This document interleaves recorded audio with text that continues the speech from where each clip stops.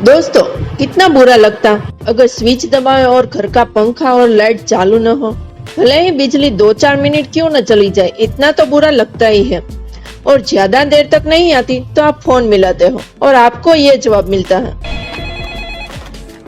पूरे शहर की गई है, थोड़ी देर में आ जाएगी, असुविधा के लिए खेद है। पर दोस्तों, ये एक स्विच की दूरी पर हमें ये सुविधा पहुंचाने वाली बिजली मिलती है, वो इतनी आसानी से नहीं मिलती।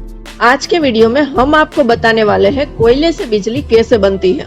दोस्तों, इस स्टोरी में आगे बढ़ने से पहले हम आपको रिक्वेस्ट करना चाहते हैं कि अगर आपको हमारा वीडियो इन्फॉर्मेटिव लगता है तो प्लीज चैनल को सब्सक्राइब करें। जैसे कि यहाँ दिखाया गया है, अभी भी हमारे मेजॉरिटी व्यूअर्स ने चैनल सब्सक्राइब नहीं किया है। स्क्रीन पर दिए गए सब्सक्राइब बटन को क्लिक करें और हमारा सब्सक्राइबर्स बेस बढ़ाने में मदद करें। दोस्तों, अब हम हमारे आज के टॉपिक पर वापस आते हैं। बिजली बनाने के लिए जिस चीज का सबसे ज्यादा इस्तेमाल किया जाता है वो है कोयला, और भारत में कोयले से बनने वाली बिजली पर ध्यान ज्यादा होता है।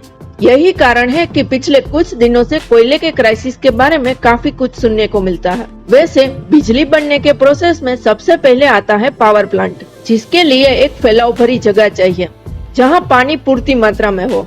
ये प्लांट आमतौर पर 1-2 किलोमीटर के एरिया में फैला हुआ रहता है, लेकिन इस एरिया का आधा हिस्सा कोयला ही ले लेता है। आखिर कोयले की ये दादागिरी क्यों? आइए आपको हम डिटेल में बताते हैं।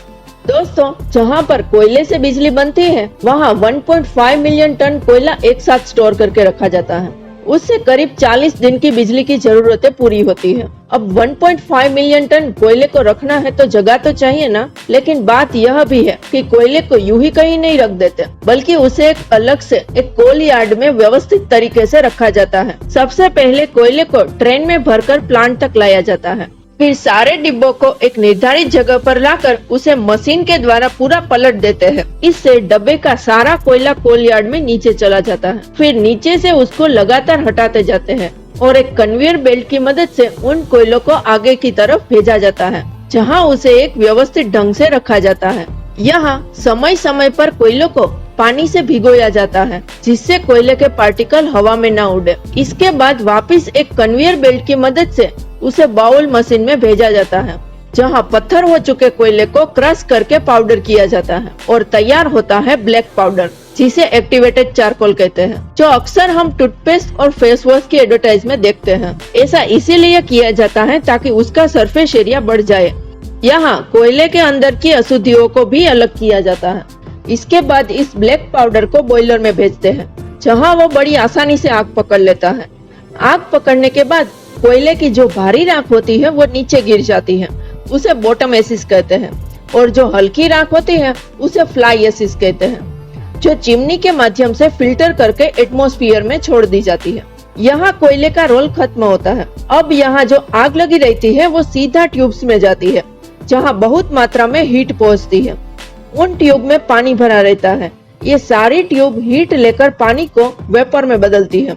जब ये वेपर सुपर हीट हो जाती है तब उन्हीं पाइप की मदद से आगे भेजा जाता है। उन पाइप में ऐसे इंसुलेशन पहले से लगा कर रखे होते हैं कि वेपर का टेम्परेचर पाइप में ट्रैवल करने की वजह से कम न हो जाए। अब कहानी में एंट्री होती है टरबाइन की, जिसको पावर प्लांट का हार्ट माना जाता है। यह वो एलिमेंट होता है जो वेपर और प्रेशर को खुद अपने ऊपर लेकर खुद को रोटेट करवाता है। यह टरबाइन को 2 हिस्सों में बांटा जाता है। आगे वाले हिस्से को हाई प्रेशर टरबाइन और पीछे वाले हिस्से को लो प्रेशर टरबाइन कहते हैं। जैसे जैसे कोयले से बनी high pressure vapour high pressure turbine से होकर आगे जाती है, वैसे वैसे वो ठंडी पड़ने लगती है और उसका प्रेशर कम हो जाता है। इस प्रेशर डिफरेंस के कारण टरबाइन रोटेट करना शुरू करता है। टरबाइन के घूमने के कारण हाई मैकेनिकल एनर्जी जनरेट होती है। यह एनर्जी जनरेटर के मैग्नेटिक फील्ड को डिस्टर्ब करती है, जिसकी वजह से उसमें इलेक्ट्रिसिटी जनरेट होने लगती है।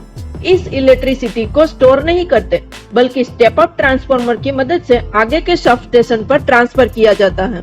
स्टेप अप ट्रांसफार्मर का मतलब ये है कि बिजली को हाई वोल्टेज पर सेट करके आगे तक भेजा जाता है, ताकि ट्रैवल करने के दौरान पावर का लॉस ना हो। यहाँ हाई वोल्टेज पावर 1200 वोल्ट के लाइन के जरिए हमारे घरों के पास लगे ट्रांसफार्मर तक भेजा जाता है। घरों के पास जो ट्रांसफार्मर लगे होते हैं उसको स्टेप डाउन ट्रांसफार्मर कहते हैं। जो 1200 वोट की बिजली को 220 वोट या 240 वोट की बिजली हमारे घरों तक पहुंचाते हैं। प्लांट में एक और जरूरी प्रोसेस होती है जिसकी मदद से वेपर को फिर से ठंडा करके पानी में बदला जाता है। इसके लिए कूलिंग टावर अलग से लगे होते हैं जो वेपर को ठंडा करने में काम आता है। आपने ऐसे सफेद गोल ऊंचे टावर तो देखे ही होंगे जिसे देखकर लोग पावर प्लांट का अंदाजा लगा लेते हैं। हमने जो आपको पिक्चर की तरह ये कहानी सुनाई वो सुनने में तो आसान लगती है, पर इस प्रोसेस को अगर आप करीब से देखोगे तो पता चलेगा कि कोयले से बिजली बनाना कितना मुश्किल है। दोस्तों, अगर आपको ये वीडियो अच्छा लगा है तो वीडियो को लाइक करें और हमारे चैनल को सब्सक्राइब करके हमें मोटिवेट करें। Thank you.